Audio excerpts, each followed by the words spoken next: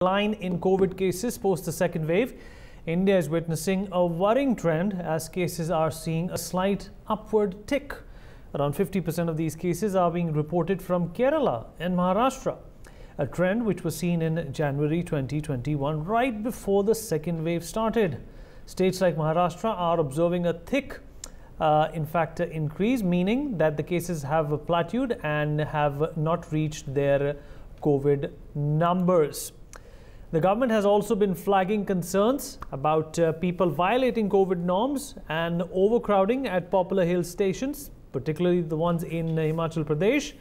The question now remains if the cases in India have bottomed out and are all these worrying signs that a third wave is imminent. Well, we'll try and discuss that with our panelists and my colleagues who are joining us from various parts of the nation as well. Ajit Srivastava is also here with us. Professor Dr. Anil Arora is also joining us on the broadcast to talk more about this. He's the chairman of the Institute of Liver Sciences in Sir Ganga Ram Hospital. We will also have Dr. Deep Goyal, constant robotic surgeon, senior director, Department of Surgical Gastro-Oncology, Bariatric and Advanced Minimal Access Surgery from BLK Hospital. As I said, Ajit Srivastava is already with us. Vipin Parmar joins us from Chandigarh too. Ajit, सबसे पहले मैं आपके पास आना चाहूँगा. दिल्ली में हालांकि genome sequencing को लेके चीफ मिनिस्टर मुख्यमंत्री अरविंद केजरीवाल ने एक लैब का उद्घाटन किया था. दिल्ली में केसेस भी अभी कम हैं, 100 के करीब हैं, 30% लोगों को वैक्सीन भी लग चुकी है. पर जो चलन है अजीत, अगर आप केरला में देखते हैं, महाराष्ट्र में देखते हैं, तो फिर से कोविड-19 के जो केसेस हैं उनमें एक अपवर्ड ट्रेंड, एक पैटर्न सा शुरू हो गया है. इसको लेकर क्या क्या तैयारियां की जा रही हैं दिल्ली एनसीआर रीजन में? और अरविंद केजरीवाल ने खुद ही कहा था कि थर्ड वेव में उनके अनुसार और उनके एक्सपर्ट्स और एडवाइजर्स के अनुसार 35 से 40 हज़ार केसेस आने की आशंका है अगर थर्ड वेव आती है तो. अजीत, बिल्कुल साहब, देखिए अगर बात करें हम तो जिस हिसाब से तैयारियां हैं, सरकार की तैयारियां पूरी तरह से कर रखी हैं, ऐसा दावा अरविंद केजरीवाल की सरकार ने कर दिया है. उनके साथ कह रहे हैं कि जीनोम जो लैब है उसके जरिए तमाम लोगों की टेस्टिंग करके ये साबित कर दिया जा रहा है कि आने वाले जो वायरस है उससे कम लोग प्रभावित हो और प्रभावित होने वाली की संख्या जब कम होगी तो ट्रीटमेंट के लिए भी हॉस्पिटल या बेड की संख्या भी कम देनी पड़ेगी. ये बातें हैं जो सोच के चल रहे हैं. साथ में ऑक्सीजन प्लांट की बात करें हम तो तमाम जो सरकारी हॉस्पिटलों में, चाहे वो मालिक नगर हो, सफदरजंग हो या फिर तमाम जो जीवी पंथ हो, उन सभी स्थानों पर फिलहाल ऑक्सीजन प्लांट लगा दिए गए हैं और वो ऑक्सीजन प्लांट फंक्शनिंग में है. यानी हम कहते हैं ऑक्सीजन को लेकर कहीं से कोई दिक्कतों का सामना करना नहीं पड़ेगा. ऐसा दावा खुद हेल्थ मिनिस्टर सत्येंद्र जैन ने भी किया, अरविंद केजरीवाल ने भी ये बातें सार्वजनिक की हैं. लेकिन जैसा थर्ड वेव की तैयारियां, थर्ड वेव को लेकर कहीं ना कहीं ये भी शंकाएं हैं कि अगर इस वेव में अगर ज्यादा संख्या में तादाद में बच्चे हो या एडल्ट हो या बुजुर्ग हो, अगर ज्यादा चपेट में आ जाते हैं तो उनके लिए बैकअप इंतजाम की जरूरत पड़ सकती है. और आने वाले समय में चाहे वो वेंटिलेटर बेड की जरूरत हो या ऑक्सीजन बेड की जरूरत हो, ये तमाम भी तैयारियां हो रही हैं. अगर जरूरत पड़ेगी तो कुछ और स्थानों को भी तब्दील कर दिया जाएगा. यानी बैकअप प्लान पूरी तरह से तैयार कर लिया गया है. लेकिन अभी फिलहाल जैसा कोविड केसेस की बात करें हम तो कोविड केसेस को लेकर फिलहाल 24 घंटे में अभी कम केसेस आए हुए हैं. लेकिन थर्ड वेव की चिंता जरूर लोगों को सता रही है क्योंकि एक जो वेरिएंट है, डेल्टा वेरिएंट, वो भी परेशान कर रहा है लोगों को. इसलिए वो परेशान ना करे, इसके लिए भी चिंता का सबब बना हुआ और सरकार इसके लिए भी तैयारी कर रही है. तो हम कहें तो दिल्ली सरकार सजग है, तैयार है. लेकिन अब देखना दिलचस्प होगा कि जिस हिसाब से ऑक्सीजन को लेकर तमाम सवाल पहले खड़े हुए थे, क्या उसकी तैयारियों को लेकर कोई सवाल तो नहीं खड़े होंगे. जिस हिसाब से पैरामीटर की बातें हो रही है वो पैरामीटर सही ढंग से काम करते नजर आएंगे. तमाम बातों को भी वो सावधानी से लेते हुए अपनी अलग से एक टीम बना दी है, कोर कमेटी की टीम दिल्ली सरकार ने, जो पूरी निगरानी रखेगी और थर्ड वेव के लिए पूरी तरह से काम करते नजर आएगी. Right, Ajit, हमारे साथ रहिए आप. Vipin, if I can come to you, forget about the political tug of war that's taking place in Punjab right now. The fact of the matter is that it's only a matter of time that after unlocking Vipin, there is going to be an upward trend in cases regardless of the state, regardless of the district. How is Punjab and Haryana preparing for it? And are the chief ministers worried? Is Captain Amarinder Singh and Mr. Khattar worried that this trend could also perhaps be seen in these two states as well, since it's only a matter of time? And what are the arrangements that are being made? Arvind Kejriwal, like Ajit also said, has made a sea change in terms of what the oxygen supply should be and what the medicine supply should be. What's going on in Punjab and Haryana? Well, these are the major things which Punjab and Haryana are looking after nowadays, because both the governments, if we talk about Punjab government, they released 380 crore rupees just as the talks, and there are speculation for the third wave going on. So Punjab Chief Minister, to strengthen health infrastructure over here in Punjab, they have issued financial assistance of 380 crore yesterday only.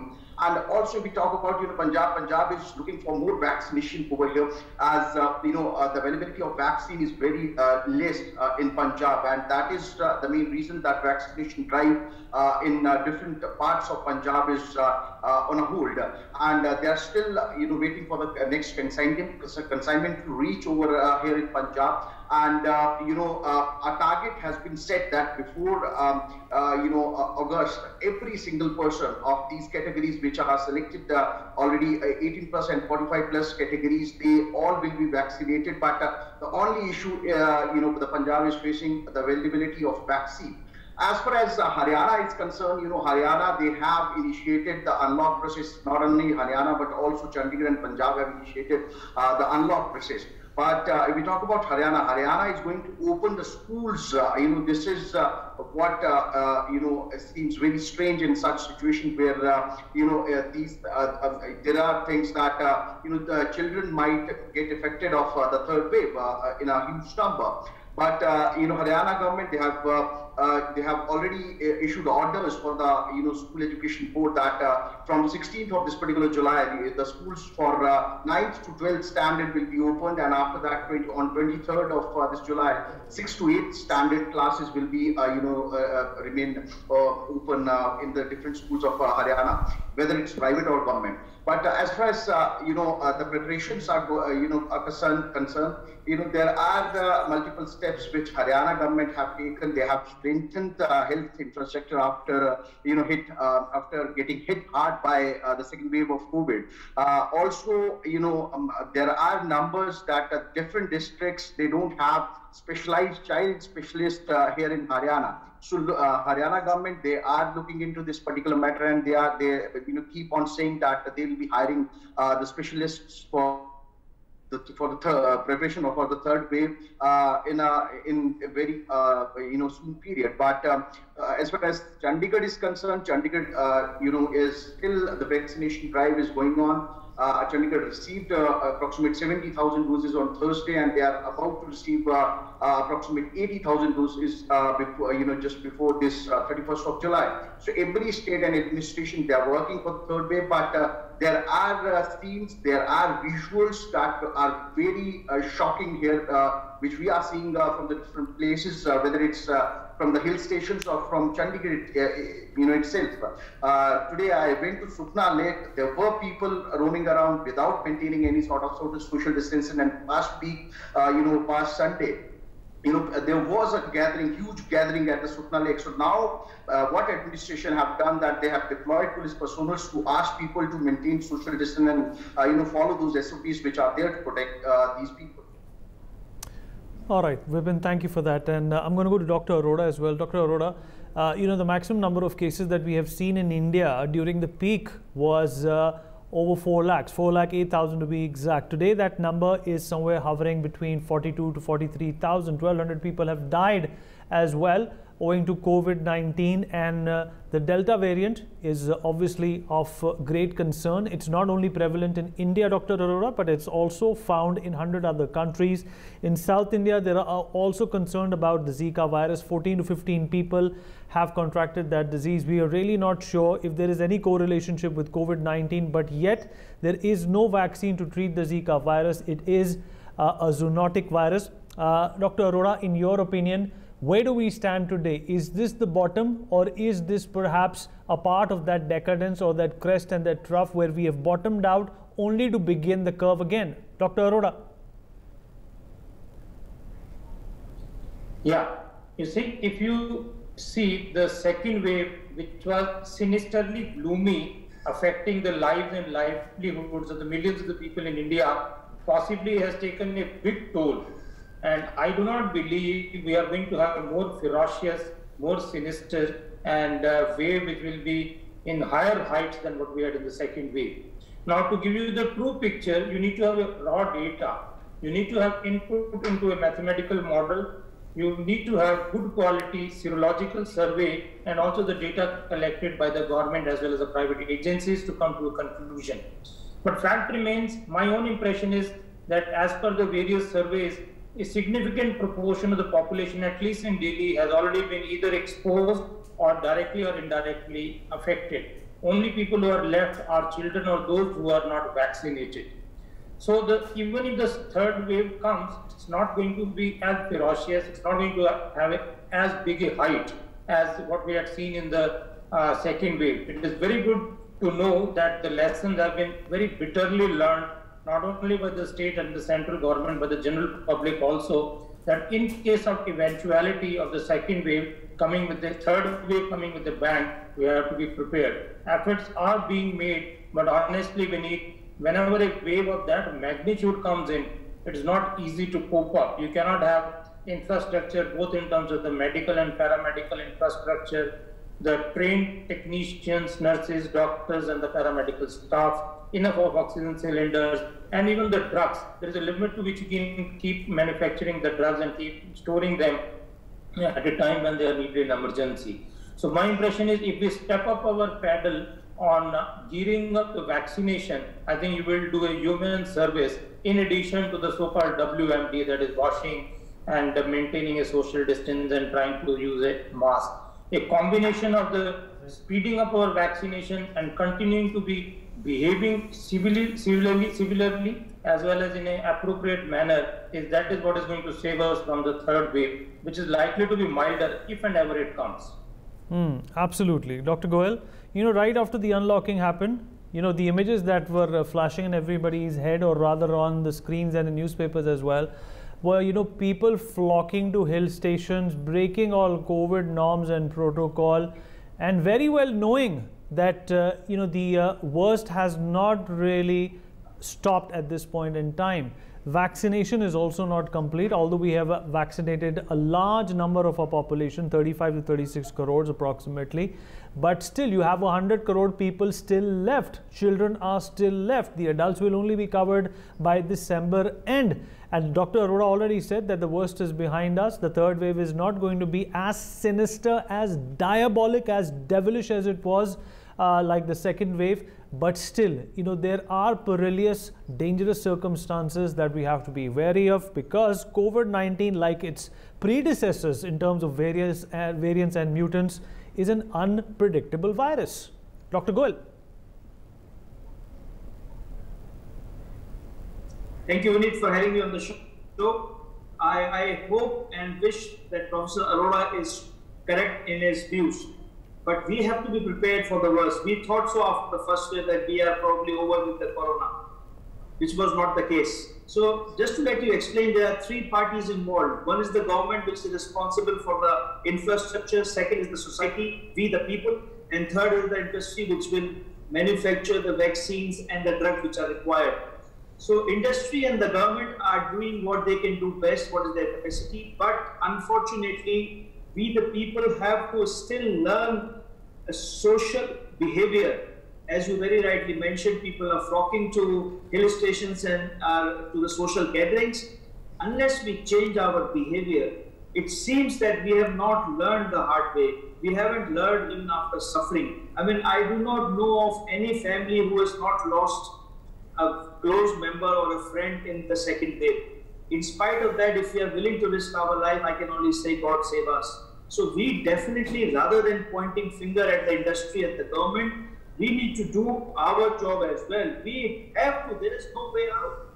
We have to learn the, apt behavior. We cannot let ourselves loose. We can't let our guard drop. We need to follow COVID apt behavior wherever we go, whether it is workplace, whether it is social gathering. We have to avoid large number of gathering. We have to avoid going into places without mask. If we need to go for holiday, I'm not saying don't go for holiday, but please follow social behavior. And if we do not do that, we may be in for surprise. And I really hope the third wave, which is going to come, there is no question about it. The numbers are going to go up. There is no doubt, there is no debate about it. We are only hoping that probably as Dr. Arora said, that since we are vaccinated and since virus in mutation is losing its sheen, may not be as severe, may not be as deadly as we have seen in the second wave. But I will keep my fingers crossed and I will urge all the people that please follow apt behavior. Do not let your guard down. Right, fingers crossed, masks on your face and a sanitizer in your pocket. What we'll do is at this point in time take a short break. More to talk about on the other side.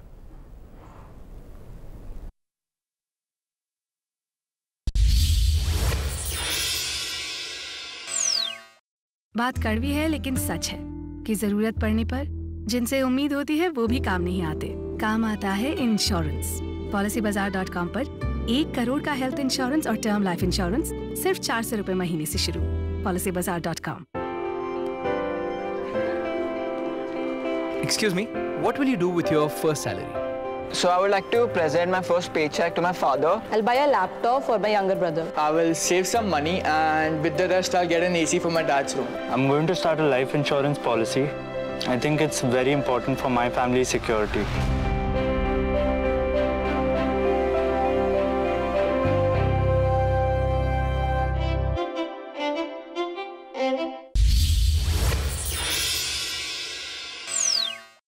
Okay, COVID-19 and the perception it has right now. 42,000 plus cases in our country in the last 24 hours. There are a number of states in the southern part of our country that are reeling under a tremendous load of the COVID-19 virus.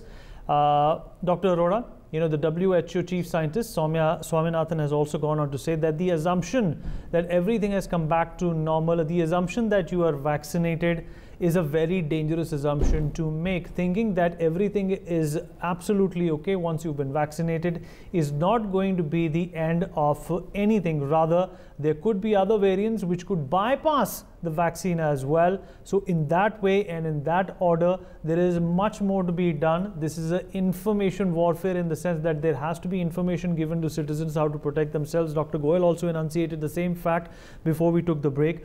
How do you respond to what the chief scientist of WHO said? Yeah, Vineet, I agree totally with Dr. Soumya Swaminathan. She is right on the dot.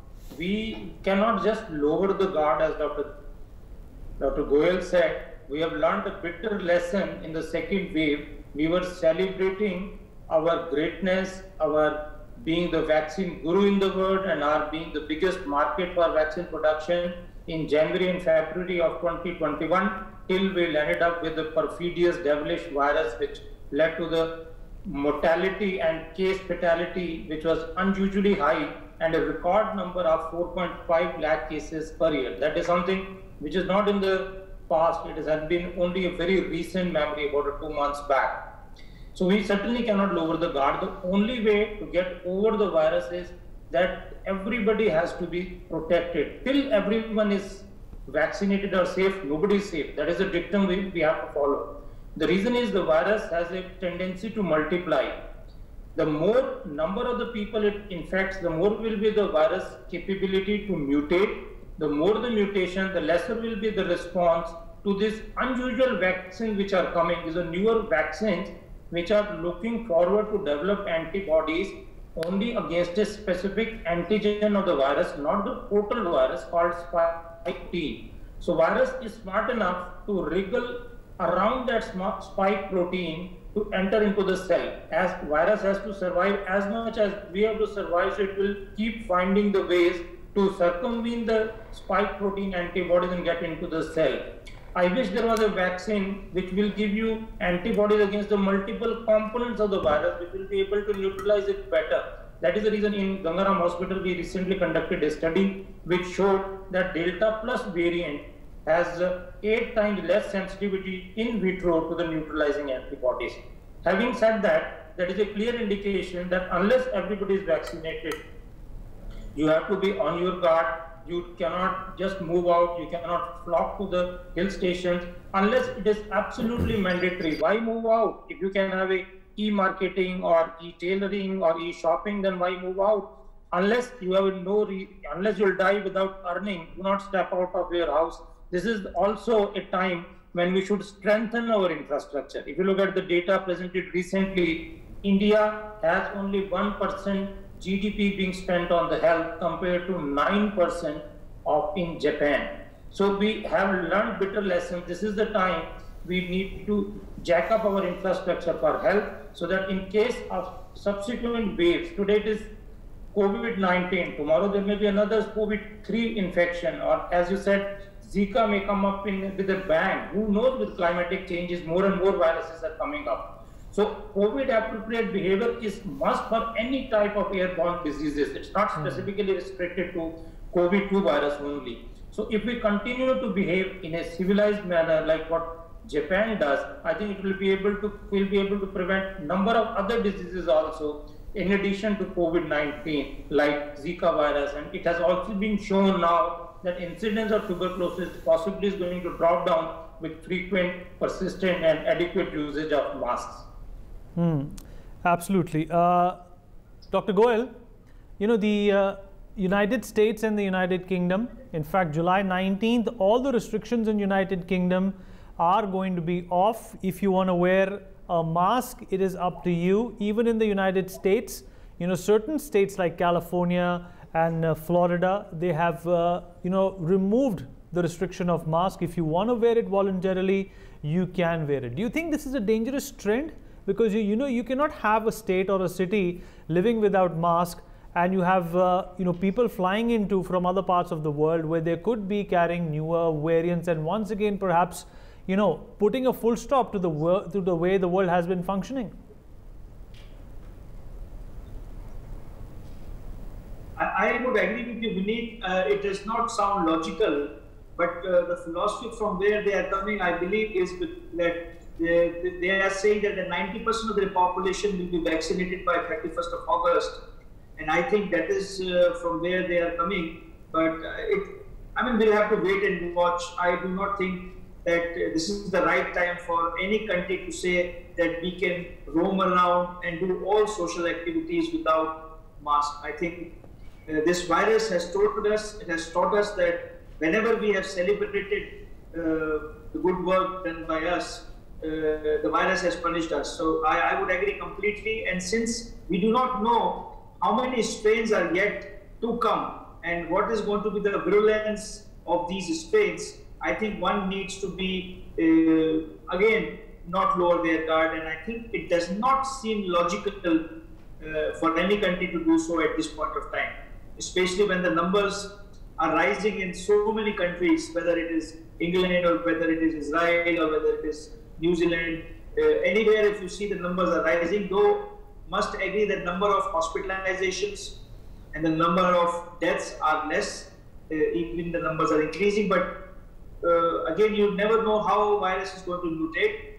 So I would think that keeping your mask up, maintaining your social habits, sanitization is must, even in the countries where they are vaccinated majority of their citizens. Right, and Dr. Arora, certain states have decided to open schools from 9th to 12th. You know, it obviously seems that they haven't taken the proper medical advice. What would you say to such schools or to such states rather? Because, you know, children above the ages of 12 and 18, below 18 have not been inoculated. The emergency approval of, you know, the vaccine which is going to be given to them is still in the paperworks. Yeah, I would agree with you, Vineet. I think opening up the schools in Indian scenario is premature, especially when we know we have a very dismal record of not only total lack of vaccination of the children, but a very dismal vaccination of our adult population. As you rightly said, only 36 crore have been vaccinated, of which if you look at those who have been given double dose or so-called adequate vaccination is not more than 5%. And who are these contacts for children? Our children are in contact with their parents. if the total number of vaccinated people in India is at Dr. Arora? Okay, we've lost Dr. Arora. There seems to be a problem. So there seems to be a problem with your connection. Are very likely to be the super spreader of the disease. So unless we have enough of data to show that most of our population has been positive by sero surveys, or a substantial chunk of the population, especially children's parents, have been vaccinated, staff has been vaccinated, I'll agree it is too premature to start the school, because continuing with COVID appropriate behavior at the level of children, where you even encourage them to mix up, socialize, that is the very purpose of going to the school. Short of that, e-education can be equally effective. The reason you go to school is you interact with the people, you socialize, you mix with them and try to have your emotional bonding with them. And once you will have that, after the COVID appropriate behavior will take a back seat, and you may have another wave which can be totally prevented if we stick to the basics of etiquettes as have been mentioned by the doctor. Right, Dr. Goel, more than 2% of the population in India has had COVID-19, and nobody knows as to what kind of long-term COVID-19 debilitating side effects we have to prepare for. Is that an area, do you think, which has been ignored, or perhaps not found time because we have been so busy trying to tackle COVID head on, through our medical infrastructure and our medical personnel such as yourself and Dr. Arora? Absolutely, Vineet. Till now, we did not get any breather to look into this, but you are absolutely right. You start from top to bottom. There is no system in the body which has been spared by COVID. And the commonest thing which we are seeing, and me myself being a COVID-affected patient, you see confusion, fatigue, increased heart rate. These are some of the very, very common, and gastrointestinal disturbances like diarrhea. These are the very, very common symptoms which we are seeing in patients of all age group. And if you talk about complications, well, neurological complications, we are seeing as a surgeon, I am seeing a lot of bleed and perforations and in the gangrene of the small intestine and the large intestine, because as you know that COVID causes thrombosis, clotting of the blood vessels, and that blood vessels can be anywhere in the body. It can be brain leading to stroke, it can be heart leading to heart attack, it could be blood vessels of the intestine leading to the gangrene or perforation. So this is a very phenomena which is widely affecting the systems and the population. But the commonest thing which we are seeing is fatigue, confusion, and obviously psychological effects. People being, sitting at home, not doing social activities. This is a huge spectrum, and we will definitely report again once the real COVID settles. We are going to see the flooding of these kind of symptoms. So this is going to be an endemic problem for years to come, and we will need to prepare ourselves to deal with it. Especially some of the hospitals have already started, looking at it in different ways. Absolutely. What we are trying to say in essence is that COVID-19 has basically rearranged the entire furniture. It has rearranged the entire medical perspective and insight into how we do our medical checkups and how we treat people medically, not only in this country but the entire world. Dr. Arora and Dr. For more such videos, subscribe to the NewsX YouTube channel, hit the bell icon.